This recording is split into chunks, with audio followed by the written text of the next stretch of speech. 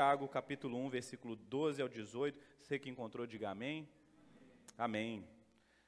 Vamos ler a palavra de Deus. Bem-aventurado é aquele que suporta com perseverança a provação, porque depois de ter sido aprovado, receberá a coroa da vida, a qual o Senhor prometeu aos que o amam. Ninguém, ao ser tentado, diga, sou tentado por Deus, porque Deus não pode ser tentado pelo mal, e Ele mesmo não tenta ninguém. Ao contrário, cada um é tentado pela sua própria cobiça. Quando essa o atrai e seduz, então a cobiça, depois de haver concebido, dá à luz o pecado, e o pecado, uma vez consumado, gera a morte. Não se engane, meus amados irmãos. Toda boa dádiva e todo dom perfeito vem lá do alto, descendo do Pai das luzes, em quem não pode existir variação ou sombra de mudanças. Pois, segundo o seu querer, Ele nos gerou pela palavra da verdade, para que fôssemos como primícias das suas criaturas. Vamos orar mais uma vez? Feche seus olhos, Pai. Essa é a sua palavra, Pai, inspirada, inerrante no teu conselho, na tua boa vontade para nós. Que o Senhor nos faça crescer mais uma vez. Faça com que o nosso coração realmente esteja receptível para essa mensagem, que aqui possa ser plantada uma verdade e que essa verdade possa crescer e frutificar para a tua glória, Pai. Faça-nos ser bem-aventurados em teu nome, ó Pai, bem-aventurados enquanto te seguimos, enquanto seguimos a Cristo Jesus, o nosso Senhor. Essa é a nossa oração, em nome de Jesus. Amém. Amém? Bem-aventurado é aquele que suporta com perseverança a provação. Nós ainda estamos falando sobre provação. Nós ainda estamos dizendo, e Tiago ainda está dizendo, como que um cristão é formado e como ele é moldado. Um cristão é amadurecido, formado, moldado, se desenvolve por meio das provações. Essas provações são usadas por Deus para refinar o nosso coração, como o fogo faz com o ouro, refinando ele de suas impurezas. A provação é encarada por todo cristão como uma oportunidade de crescimento, de desenvolvimento, para que a gente aprenda ainda a mais confiar em Deus, conheça cada vez mais o nosso socorro, a bondade de quem é o nosso Deus, e que a gente olhe para nós e veja realmente a nossa total dependência. A gente olhe para nós e veja as nossas limitações, as nossas impurezas, mas a gente sempre olhando para Deus e também vendo o nosso socorro, o nosso Deus forte. Então, Tiago ainda está tratando das provações que vêm sobre o cristão. Ele está consolando a igreja que o escuta, porque provavelmente é uma igreja que está passando por provações, situações adversas, difíceis, que estão levando eles ao extremo. No entanto, eles precisam encarar isso de uma maneira mais positiva, entendendo que Deus está trabalhando no caráter dele, está trabalhando nessa igreja para fazer com que eles saiam dessas provações ainda mais maduros e fiéis e alegres, e realmente possam reconhecer o soberano Deus que os chamou e que o elegeu. Por isso que bem-aventurado é o homem que suporta com perseverança. O bem-aventurado é esse que é fiel, esse que permanece fiel diante das adversidades, diferente daquele homem que, ao ser provado, que ao vir as tempestades dessa vida, ele simplesmente escapa, ele foge. Lembra de Jesus falando sobre o homem prudente que edificou a sua casa sobre a palavra de Deus? Ele também está em contraste com o homem tolo que edificou a sua casa sobre a areia. Por quê? Porque veio as tempestades, veio as enchentes e essa casa desfez. O homem que não é bem-aventurado é esse, que diante das adversidades da vida, acha que isso não tem propósito, ou foge, ou fraqueja na fé, ou simplesmente abandona tudo aquilo que ele havia se comprometido no início. O bem-aventurado é esse que tem perseverança, esse que persevera.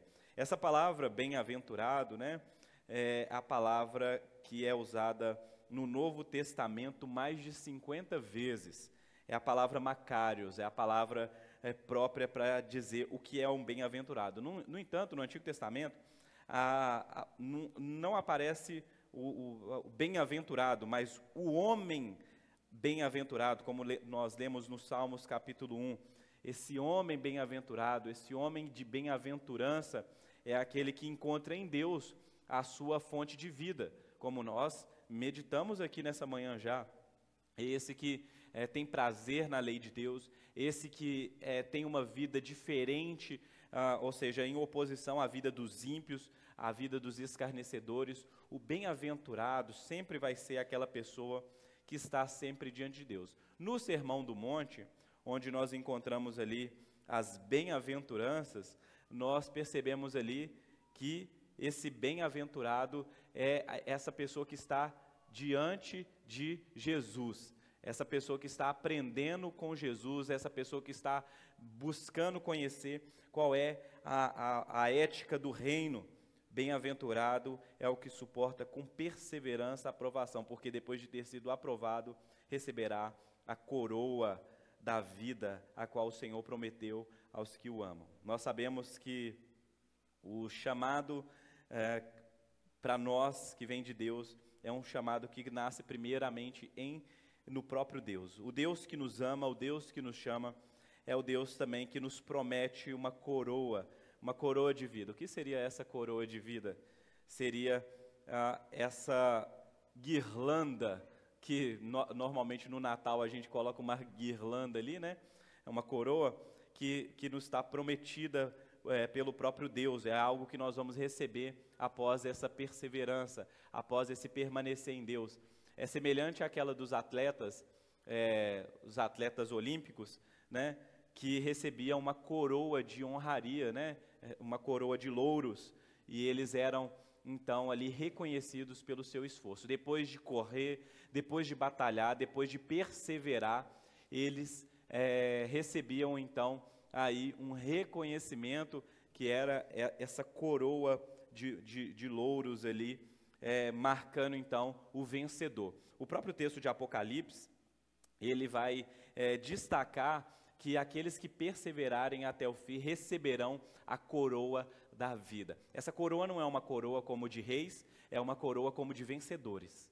Não é que nós receberemos uma coroa como reis, né, como se a gente fosse, enfim, a Bíblia realmente diz que de certa maneira somos reis e sacerdotes, mas essa coroa que está prometida para aqueles que perseverarem até o fim, é essa coroa que marca os vencedores. Aqueles que perseveraram até o fim, aqueles que foram, a vida deles foram marcadas por provações, por dificuldades. No entanto, eles lutaram, eles correram, eles perseveraram. E porque eles fizeram isso, então, eles chegaram até o fim.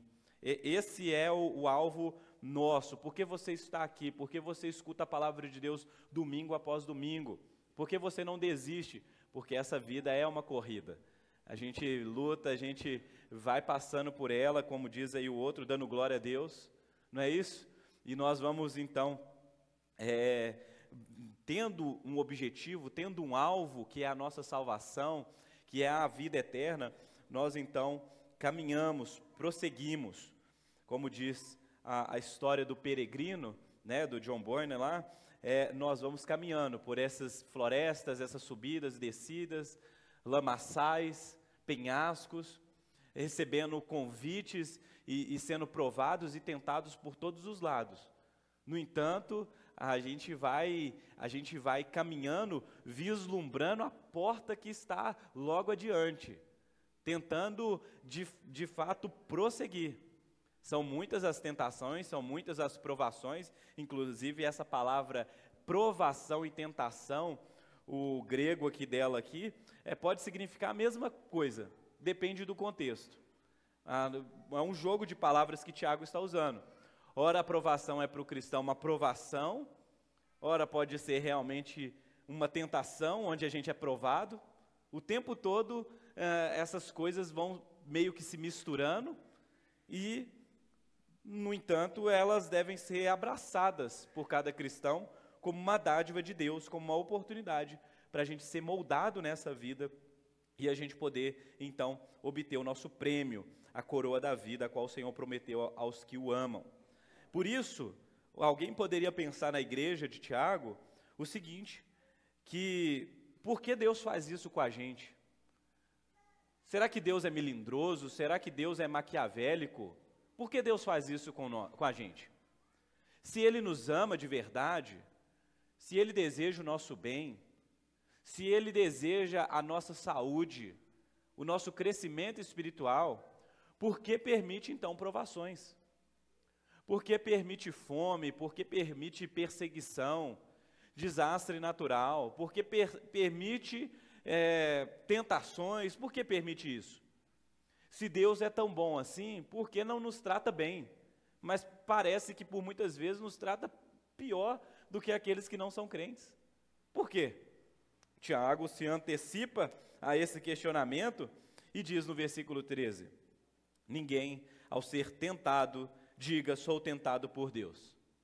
Porque Deus não pode ser tentado pelo mal, ou seja, Deus não é inclinado ao mal. O nosso Deus é um Deus santo, justo e verdadeiro, e não usará desses tipos de artifícios para provocar o crescimento do cristão, não induzirá os seus filhos ao pecado. Deus não induz nenhum dos seus filhos ao pecado. Não induz, porque Deus não pode ser tentado pelo mal, e Ele mesmo não tenta ninguém. Ao contrário, cada um é tentado pela sua própria cobiça, quando essa o atrai e o seduz. De onde vêm as nossas tentações? De onde vêm as nossas tentações? Nós somos tentados justamente por aquilo que é pulsante no nosso coração, os nossos desejos mais íntimos. É lá que está o mal habitando. É quando nós desejamos tanto algo que aquilo, e desejamos algo que não vem da vontade de Deus, e aquilo vai crescendo no nosso coração, se tornando uma tentação. E aí a gente até lembra da oração de Jesus, não é? Livrai-me da tentação, não deixe que eu caia em tentação. Como nós podemos orar para um Deus que pode nos livrar da tentação, imaginando que Ele mesmo é aquele que envia a tentação? Algo confuso, não é mesmo? Mas o que Tiago está dizendo é que Deus não pode ser tentado pelo mal e por isso não tentará nenhum dos seus filhos também a esse mal. Nós podemos clamar a um Deus bom, a um Deus misericordioso, que de fato nos assiste enquanto nós somos tentados e está disponível. Por isso nós precisamos orar por sabedoria, por isso que nós precisamos orar por socorro, porque tentador é outro, tentador é Satanás, tentador é o diabo. No entanto, Tiago não está dizendo que é o diabo a causa principal da nossa tentação, mas os nossos desejos, o nosso próprio coração. Desconfie do seu coração, desconfie de como você acha sente que alguma coisa é boa para si mesmo. Passe isso pelo crivo das Escrituras, passe isso pelo crivo do discipulado com Jesus, porque o nosso coração, a nossa mente, o nosso interior ainda deseja muitas coisas que são más, muitas coisas corruptíveis, muitas coisas que nos induzem ao erro, ao engano, ao pecado. E de fato nós podemos clamar a Deus, de fato nós podemos pedir a Deus que possa nos livrar, que não nos deixe cair em tentação. Mas entenda bem, tentações são normalmente produzidas no nosso coração pelos nossos desejos. Se conheça bem, descubra essa fragilidade, essa fraqueza no seu coração, então se proteja disso. Então vá para Cristo, vá para a cruz, confesse a sua tentação para Cristo, confesse a sua tentação para o seu irmão, lide com isso enquanto isso não se tornou algo concreto, enquanto isso ainda não foi consumado, enquanto a tentação ainda é a sua mente, os pensamentos intrusos, os sentimentos bagunçados. trate isso imediatamente. Ajoelhe diante de Deus e diga: Deus, eu sou fraco, o meu coração ainda deseja coisas de iniquidade. Não deixe que eu caia em tentação. Procure um irmão, procure um amigo, procure alguém e converse com essa pessoa. Olha, tenho pensado isso, tenho desejado essas coisas, tenho maquinado dentro de mim, o mal, e eu estou prestes a dar a luz a esse pecado, porque é isso que o Tiago vai dizer. Ao contrário, cada um é tentado pela sua própria cobiça, quando esta o atrai e o seduz. Então a cobiça, depois de haver concebido, dá a luz ao pecado, e o pecado, uma vez consumado, gera a morte. Esse é o caminho do pecado. O pecado, ele vai nascendo no coração, vai passando pelos desejos, os nossos desejos íntimos. Ao não ser tratado, é concebido. A imagem de alguém que engravida. Você pensa nessa imagem. A nossa tentação, o nosso desejo é como se a gente estivesse tentando casar com alguém, casando com o mal. Um relacionamento íntimo, um relacionamento visceral com o mal. A gente está cogitando, o casamento está começando a acontecer. Depois que você casou, depois que você abraçou o mal no coração, depois que você abraçou o mal na sua mente, então está na hora do bebê nascer. Engravidou. Você está grávido do pecado. E aí então o pecado nasce. E aí quando você vê, você fala: onde começou isso? Quando eu pequei. Começou quando eu fiz aquilo. Quando eu disse aquilo outro para aquela pessoa, quando eu agi daquela maneira, quando eu comprei aquilo, quando eu acessei aquilo. Não. Isso é, na verdade, a cara do bebê, a cara do pecado. Porque esse pecado já começou muito antes, quando você ainda lutava na sua mente, quando você ainda lutava no seu coração, mas os seus golpes eram fracos, e o desejo do pecado era mais forte. E você não buscou ajuda, você não buscou o auxílio de Deus, não buscou aquele que podia te livrar, não se encheu da palavra de Deus, não se avaliou, não se examinou, e por não combater com as armas que poderiam te salvar, você foi vencido no coração. E aquilo que você vê agora, na verdade, é um fruto de algo que já começou há muito tempo. É pecado. Você acha que o pecado só na hora que acontece, você fala: ai meu Deus, deixa eu pensar. Não, os pecados normalmente, eles estão aí, ó. Eles estão tentando, ao tempo todo, aí, ganhar o seu coração, a sua mente. A execução, o se tornar concreto, é só o visível. Mas o Tiago está dizendo o seguinte: não se engane. De fato, isso representará uma provação para você. De fato, isso mostrará se você sairá disso aprovado ou reprovado. Mas não foi Deus o autor dessa tentação. Pelo contrário, Deus estava lá para te livrar.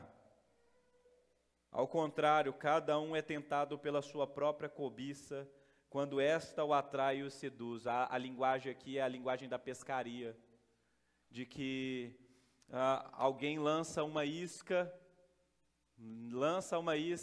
e o peixe está lá. Meu Deus, o que é isso? Que comida tão bonita é essa que está flutuando aqui diante dos meus olhos? E o peixe ainda consegue ver o anzol, mas ele vê a comida. E ele esquece o anzol e abocanha a comida e o anzol. E é fisgado. É o desejo do nosso coração. É o desejo do nosso coração. Alguém disse que o pecado é a mesma coisa de você chegar ali no rio Arrudas, né? E agora ele está tampado ali, né? Fizeram as obras, mas você via aquela água do rio Arrudas, aquela água nojenta, né? Mas você via ali uma bela sobremesa flutuando ali em cima daquela água. A Juliana fez aquela cara, ai meu Deus, que coisa terrível. Mas o pecado é assim mesmo. À primeira vista é terrível. A gente fala, nunca cairia numa dessa. Não faz sentido nenhum. Não é isso? Mas você começa a olhar a sobremesa e falar, quem sabe eu consiga chegar na sobremesa sem me sujar. Tá ali flutuando, tá bonitinho, tá embaladinho, entendeu? Talvez eu consiga chegar naquilo ali, talvez tenha uma recompensa, mesmo sabendo que é uma missão impossível. Mas a gente começa a se convencer de que há uma forma de pecar, de cometer um pecado, sem se sujar ou sem sofrer os danos. Pensa bem no absurdo, racionalmente falando, que é pecar. Ninguém aqui racionalmente falaria assim, eu vou pecar, que é uma coisa que vai trazer benefícios à minha saúde psicológica, espiritual. Isso aqui vai só me fazer bem, não. Pelo contrário, a gente sabe que a consequência está muito junta do prazer. Mas o prazer, ele vai seduzindo os nossos olhos e vai nos convencendo de que o impossível vai se tornar possível. Não é isso?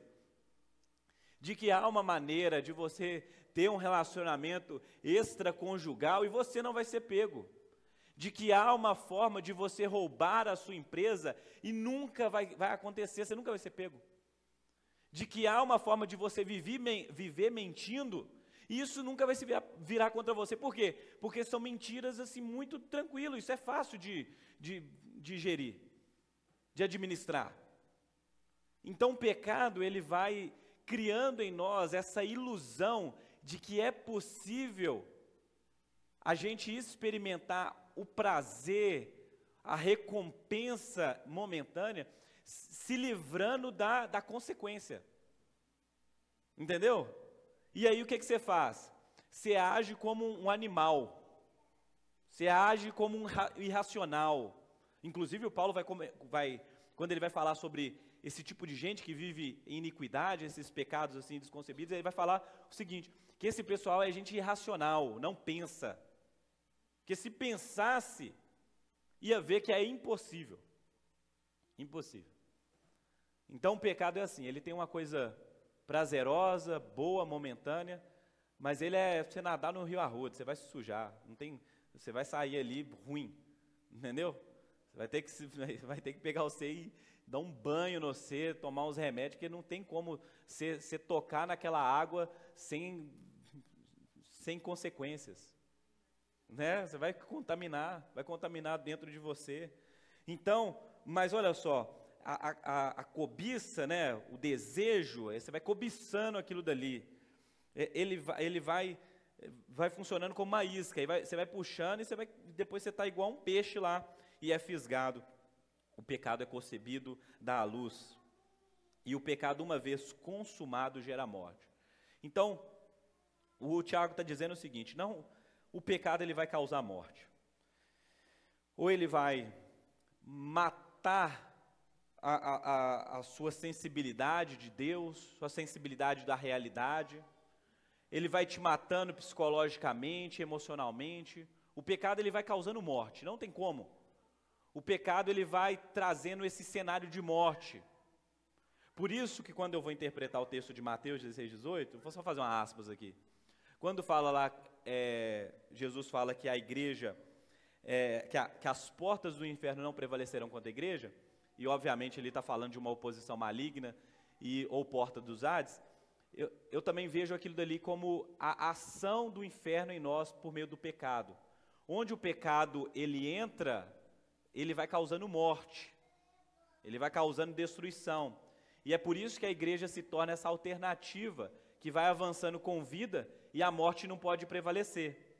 Então percebe isso aqui comigo, presta atenção nisso aqui, o pecado ele vai produzir morte, o pecado ele vai produzir morte, ele vai matar alguma coisa aí dentro de você, ele vai fazer alguma coisa aí dentro de você, seu coração, sua mente não vão sair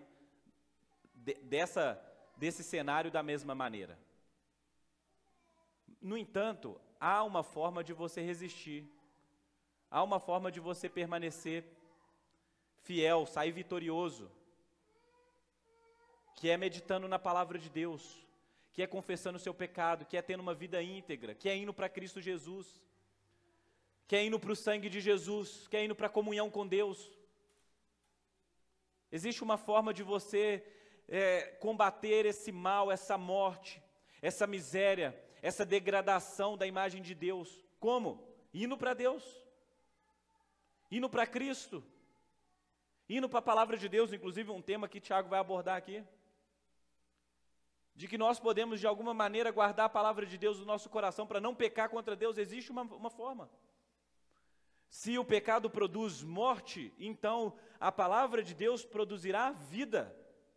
Há uma forma de resistir a essa tentação, há uma forma de vencer isso, de não ser fisgado, desse desejo, dessa cobiça ser tratado antes de dar à luz. Porque enquanto é tentação, enquanto está na sua mente, enquanto é um desejo, enquanto é uma coisa que você está lutando, ainda não é. Ainda há uma forma de ser tratado. As consequências ainda não chegaram aí. Elas estão à porta, mas ainda não é ainda seu. Então, ser tentado é algo natural. Isso aí vai acontecer. Você vai ser tentado por algo. Normalmente a gente vai ser tentado por algo que, de alguma maneira, é essencial.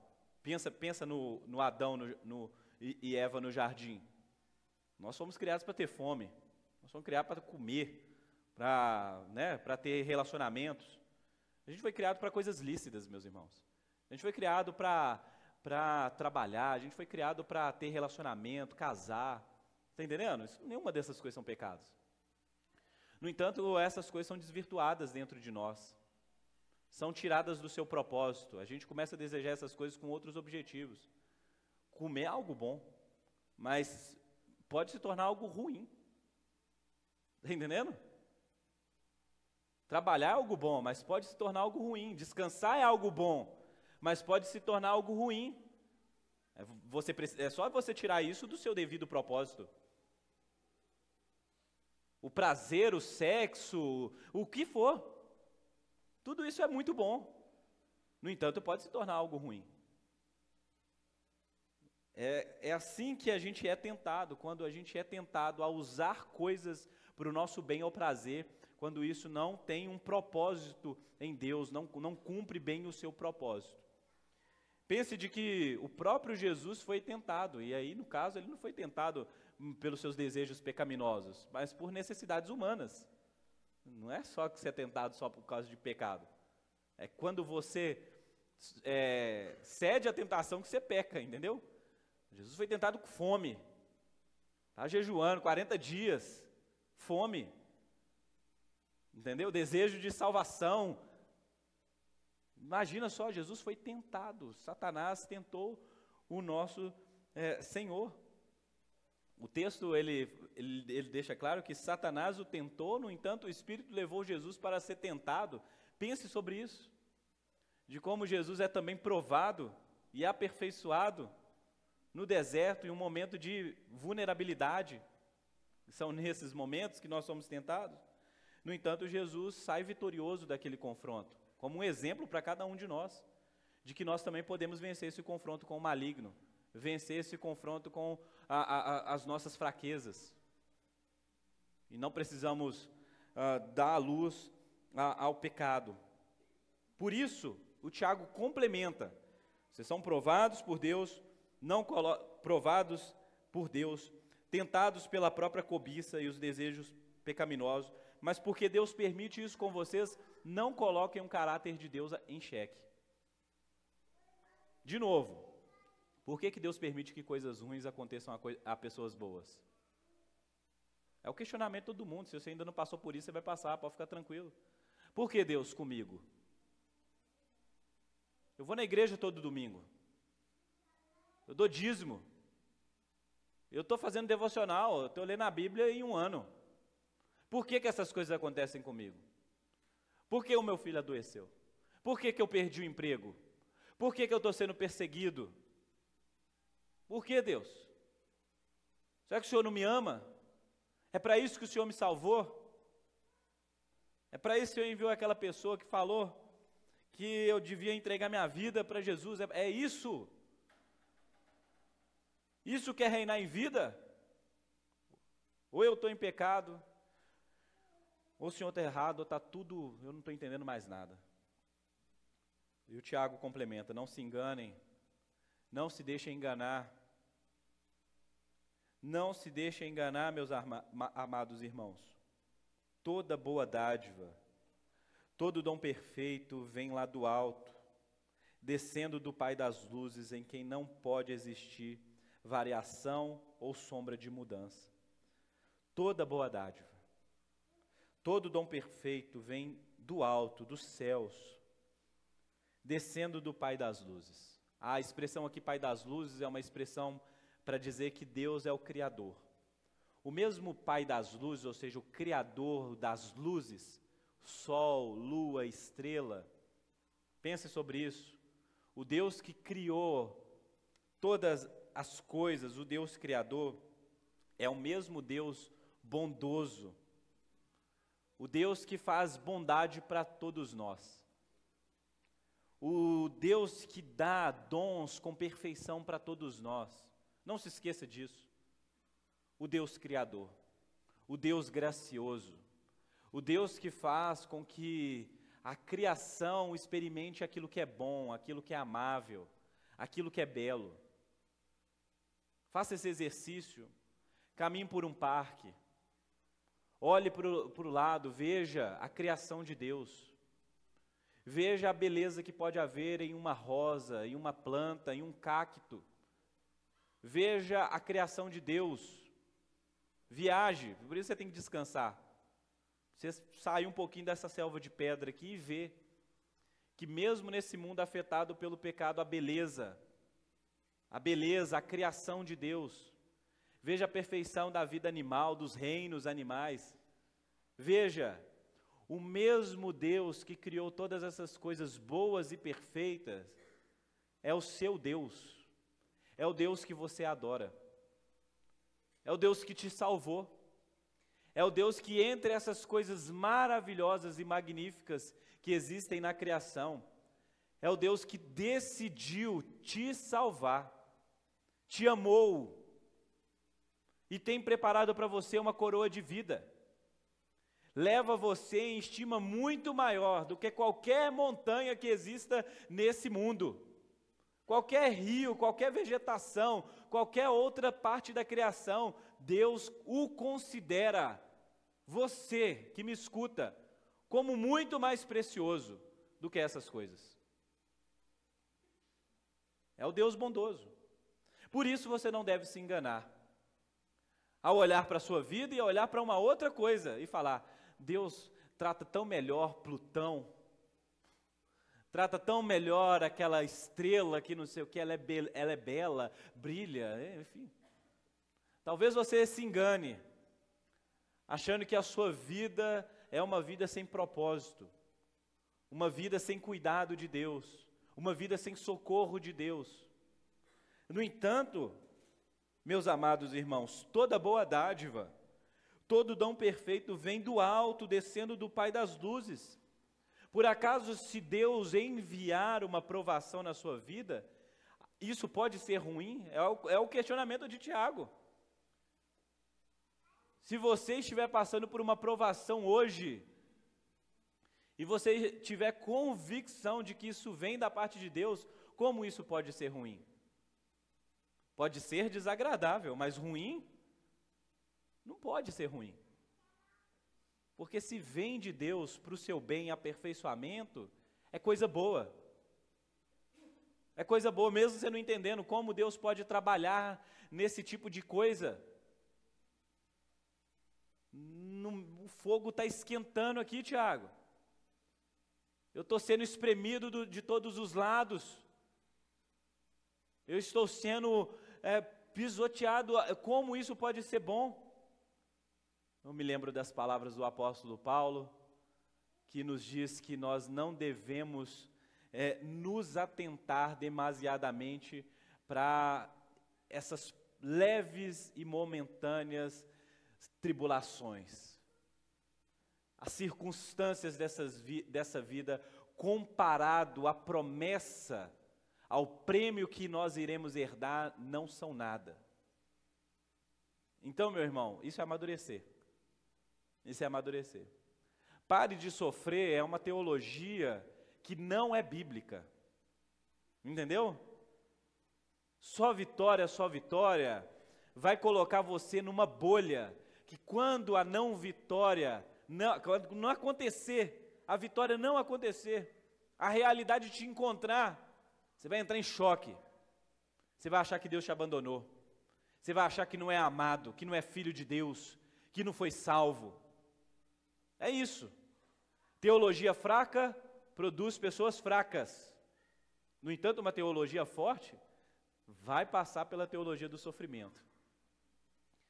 A teologia de que Deus trabalha nisso. E aí a gente pode realmente, né, como eu já disse aqui outras vezes, e diz lá o outro também, o músico, né, que a gente olhou a tristeza nos olhos e sorriu. Porque a gente falou assim, Deus está comigo. Não há nada que aconteça na minha vida que Deus não esteja trabalhando para o meu bem. Não é isso que o apóstolo Paulo diz? Que todas as coisas cooperam para o bem daqueles que amam a Deus? É isso, meu irmão. Comece a cantar, comece a agradecer a Deus. Deus, eu sei que eu estou passando por isso, mas eu sei que eu passo por isso com você. Que o seu Espírito não me abandona. Que a minha identidade como filho de Deus é preservada. Que não há condenação. Quem tentará acusação contra os eleitos de Deus? Será que alguma coisa pode nos separar do amor de Deus? Será a morte, a vida, os anjos, os demônios, principados, potestades, as doenças, as calamidades? O que pode nos separar do amor de Deus? O que pode nos separar do amor de Deus? Lembra do salmista? Se subo aos céus, lá estás, se desço ao abismo, lá também tu estás. Lembra disso? Lembra da palavra de Deus? Ser bem-aventurado é estar plantado, enraizado, próximo à fonte de vida. Por que o salmista ele fala que tem prazer na lei de Deus? Porque a lei de Deus é tudo o que ele tem. Se ele não tiver isso aqui, ele é uma árvore seca, sem vida. No primeiro vento, na primeira tempestade, quebra, morre, acabou. Mas se ele está plantado, se a palavra de Deus é o fundamento da sua vida, se a presença de Deus é tudo o que ele tem, se a promessa de Deus é tudo o que ele tem, então ele está em um bom lugar. E por mais que o fruto não apareça agora, vai aparecer. No tempo certo, produzirá o seu fruto, é o que o salmista diz. Não se esqueça do caráter de Deus, o Deus benevolente, bondoso e misericordioso. Irá preservar cada um dos seus. Irá cuidar de cada um dos seus. Deposite a sua fé nisso. Confie em Deus hoje isso, a sua vida, o seu coração. A minha vida é sua, Deus. E eu sei que eu entrego a minha vida não a um Deus bipolar, a um Deus que ora quer uma coisa e outra hora quer outra, não. Eu entrego a minha vida a um Deus que é bondoso, um Deus que é criador dos céus e da terra, um Deus que tem um bom propósito, uma boa história. E me chamou para essa história. E por isso eu sei que a minha história pertence a Deus. Não se engane. Não se engane, meus irmãos. Toda boa dádiva, todo dom perfeito, vem do alto, descendo do Pai das luzes, que não pode existir variação ou sombra de mudança. Mais uma vez, a linhagem, a ideia da criação, de que o sol uma hora está quente aqui, a gente está esquentando aqui no sol, né? Tomando sol, como diz, né? Só mineiro falar uma coisa dessa, né? Tomando sol. E aí, de repente, vem uma nuvem e tampa e ofusca o sol. E de vez em quando a gente presencia uma temporada e vem a chuva, ou está chovendo e dá uma estiada, e essas coisas vão variando. E não dá para confiar. Se a gente vai hoje para o clube, ou se a gente fica em casa e faz um negócio para a gente, não dá para confiar, por quê? Porque é assim mesmo. A criação, ela vai variando. A gente olha para as coisas e uma hora está de um jeito, outra hora está do outro. A gente olha para o nosso país, uma hora está indo bem, outra hora está indo mal, outra hora está indo mal, outra hora está indo mal, né? E a gente vai vendo, as coisas vão mudando. No entanto, Deus não muda. Deus é imutável. O Deus bondoso é imutável. Ele é bondade, misericórdia. É o Deus de justiça. É o Deus que tem as suas ideias, as suas convicções muito bem fundamentadas. É o Deus que diz: terei misericórdia de quem eu quiser ter misericórdia. Você está entendendo? É o Deus que, quando salva, salva. Não fique em dúvida a respeito disso. Não fique em dúvida. Será que Deus hoje quer me salvar? Será que eu era salvo semana passada, eu tinha certeza que Deus... hoje, por causa disso e daquilo, não tenho certeza muito disso. Não, Deus não mudou de ideia. Deus irá cumprir os seus planos. Em Deus não há variação, não há sombra de mudança. Pois segundo o seu querer, Ele nos gerou pela palavra da verdade, para que fôssemos como que as primícias das suas criaturas. É esse Deus que nos gerou pela palavra da verdade. Perceba bem, parece que a gente está falando de assuntos diferentes dentro da mesma perícope aqui, mas nós estamos falando da vida do crente. Inclusive, nós ainda estamos continuando no mesmo tema dos primeiros versículos dessa carta. O cristão que é fiel a Deus, aquele que persevera em Deus, ele passará por provações. A vida não será fácil. A vida será marcada por dores, por sofrimentos, perseguições, muitas delas injustas. No meio disso nós seremos tentados, quem sabe a se livrar desses sofrimentos por meio dos nossos jeitos. Às vezes a gente consegue dar um jeitinho para se livrar disso. E no meio disso tudo a gente vai colocar Deus em xeque. Ou a gente será tentado a isso, como Adão e Eva duvidar da bondade de Deus. Será que realmente Deus não está escondendo algo de nós? Será que realmente não tem alguma coisa que Deus ainda não revelou? A gente vai desconfiar.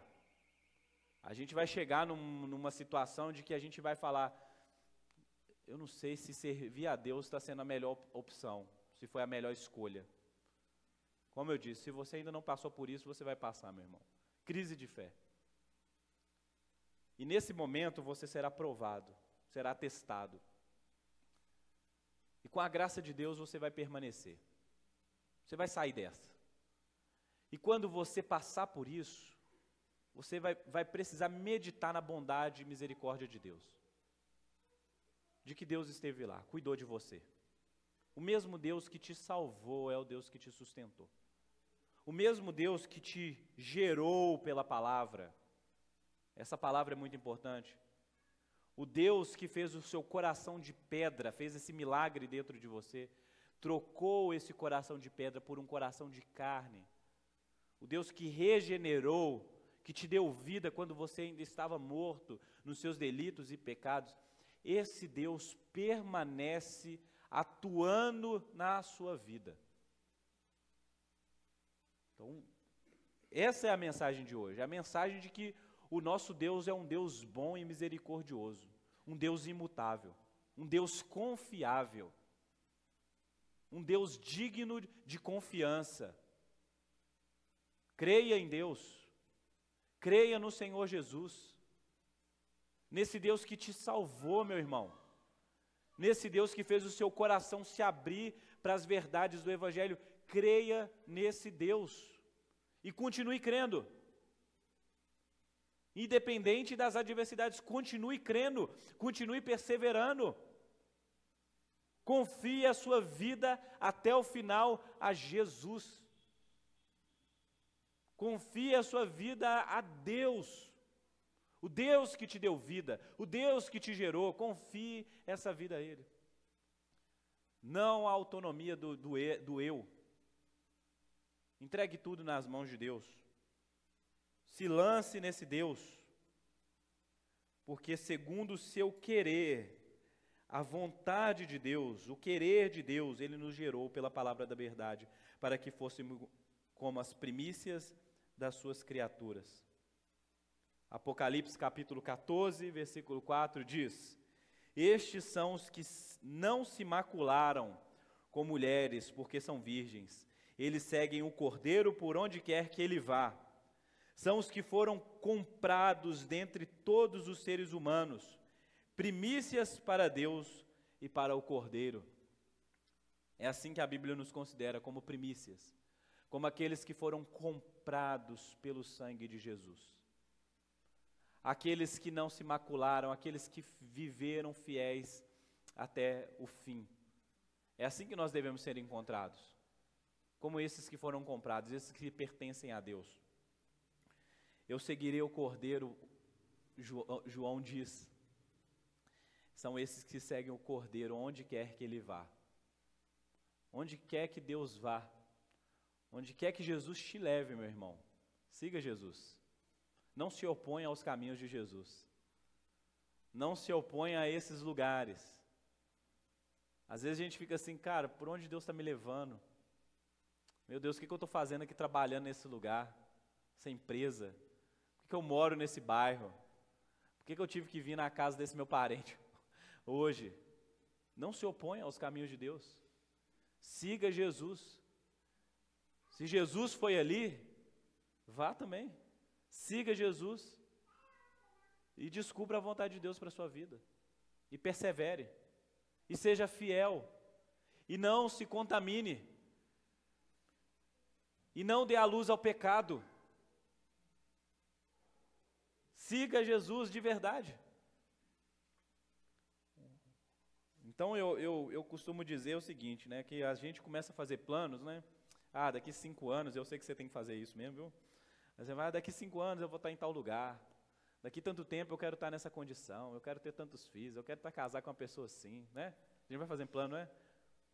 Aí a vida vai acontecendo, a gente vai vendo que a gente não teve muito controle, a gente até tentou, se esforçou, não é? Mas parece que Deus que nos guiou, que nos fez caminhar por alguns lugares, e que isso é só com o tempo que você vai descobrir, que esses lugares só fizeram você se tornar cada vez mais parecidos com Deus. Amadureceu as suas ideias, fez você ter uma percepção melhor da vida, uma confiança mais elevada em Deus. Se caso você não houvesse passado por aquela situação específica, talvez você não se tornaria esse homem ou essa mulher que você é hoje. E aí, talvez muitos de nós tenham esse medo. Eu também não quero amadurecer mais não, tá bom, né, Deus? Não é isso? Mas não tem jeito. Deus quer que você seja apresentado no dia da volta de Cristo, perfeito, sem mácula, maduro. Tudo isso vai refletir em louvor, em glória para Deus. Por isso, meus irmãos, confiem em Deus. Entregue a sua vida diariamente para Deus. Aqui na igreja a gente não faz apelo na hora do final, não, né? Faça todo o tempo aqui para você. Entregue a sua vida a Jesus hoje, todo dia. Quando você acordar, você lembra de Deus. Lembra da sua pequenez. Lembra que o seu coração ainda cobiça muita coisa estranha. De que a nossa mente ainda é uma mente dividida. Lembra disso. De que você ainda é fraco. E se Deus não te socorrer, você cede às tentações, dá a luz ao pecado. Não coloca Deus em xeque, não. Deus é bom. Deus é justo, verdadeiro, fiel às suas promessas, ao seu bom propósito. Ama cada um dos seus filhos. Você é um filho, uma filha de Deus? Confie no amor de Deus na sua vida. E deixe que isso te encha, que isso te sustente. Confie em Deus que você pode clamar. Não me deixe cair em tentação. Confie que Deus é o próprio que te concede livramento. Escape. Como o apóstolo Paulo diz, não há nenhuma provação, nada que seja maior, que venha à nossa vida, que seja maior do que a capacidade que Deus nos dá de persistir, de vencer. Deus não será injusto com você, fique tranquilo. Deus não é injusto com nenhum de nós, mas é um Deus justo, é um Deus gracioso, um Deus misericordioso com cada um de nós. Nós deveríamos pensar nisso, Deus, como o Senhor é bom, demais, demais, além do que eu mereço. Mas Deus continua exercendo sua bondade sobre cada um de nós, dia após dia. Não é isso? Então que você possa guardar essa mensagem no coração. Vamos nos colocar de pé?